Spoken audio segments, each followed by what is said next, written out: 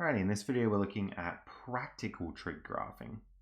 So we saw the theory before, like with the A, B, C, D values. Now you're usually given an equation, you have to interpret it in a real world context. So you've got to go into graph mode on your calculator. Please make sure you're in radians, really important for graphing. So to get into radians, you just go into normal calculator mode and go down to radians here. Absolutely crucial. So graph there, and then we're just going to go 6 sine of pi over 12. You can't use t, so we're going to use x plus 25. All right, and we can't see anything. So the question gives us some hints. Graph for 0 to t to 24. So v window, we're going to set x min to 0 and x max to 24. Because t is x in this context. And we're talking about temperature. So how high do temperatures get? Well, I'm really hoping not over 40, otherwise these plants probably won't survive. Let's give that a go. Hey, cool, it's a temperature graph. Okay, so there it is. And you would want probably just to trace a few key values. So maybe trace 0 and you're going to get 19.8. And then, or maybe what might even be better is if we g-solve the minimum. So that's at 219. And I don't think we're going to have another minimum.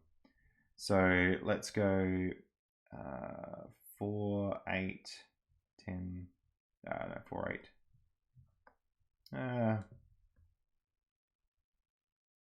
Yeah, 4, 8, 12, 16, 20, and 24. So we got all 24 in there.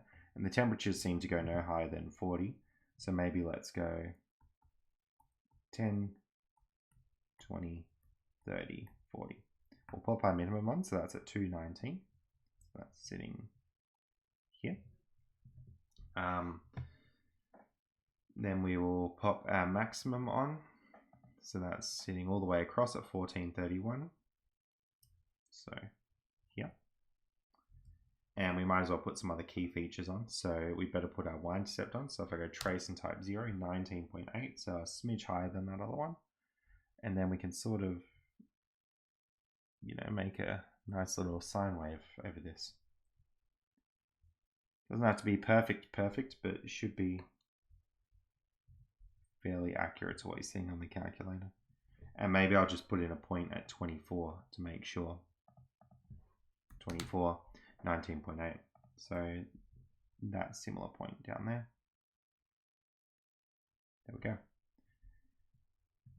No, 24, 19.8, so over there. I thought that felt a bit steep to draw. And you can keep just sort of drawing it across, so we'll continue on forever. You've also got to label this as the equation. T of t is 6 sine of pi over 12, t take 8, plus 25. Now, I don't think it was one of the questions that I had here, but the period of this graph is how often it takes to repeat. We have a formula for that. It's 2 pi over b, and b in this case is pi over 12. You can whack this in a calculator if you want, or you can do divided by pi over 12, and then that flips it. Pi's will cancel off, so you get 24 as a period, 24 hours, which should hopefully make sense because it repeats every 24 hours, the temperature. Okay, what's the temperature at 12 a.m. and 4 p.m.? So t is the time in hours after midnight.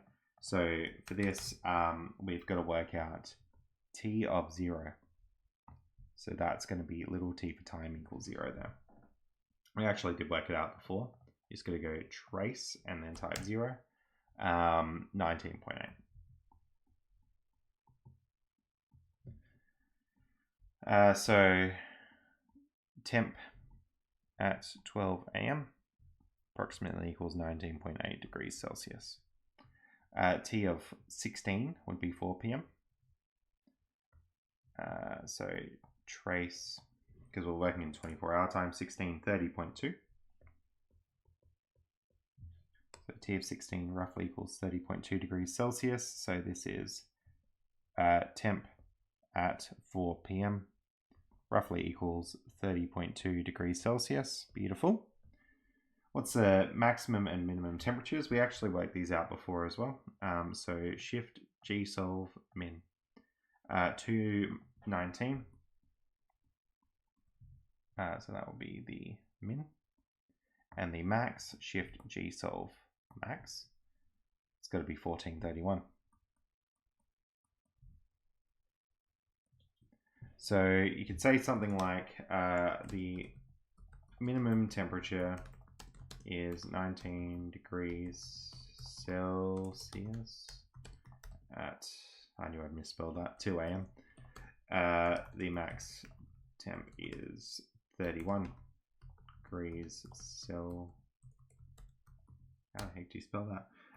At 2 p.m. That would make sense. All right. The plants in the garden will die if the temperature is over 29 degrees for over 8 hours in a day. So let's go gsolve over to xcal, and we're going to type y equals 29.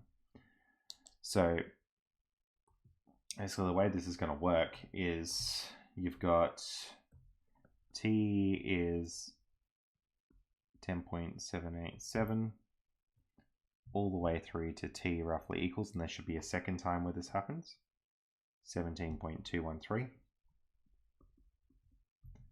And that is these 2 points which are at that height. And the question is, how long is it over that temperature for? So you can just subtract the numbers, right? Total time. You'll notice I gave myself a few more decimal places. The reason for this is just because I want to use closer to the full versions when I do this calculation. Rounding is great, but you should only ever round your final answer, not your working out steps. 6.426, so I go 6.43 hours, because 3 significant figures. They'll die if it's over 8 hours, so the plants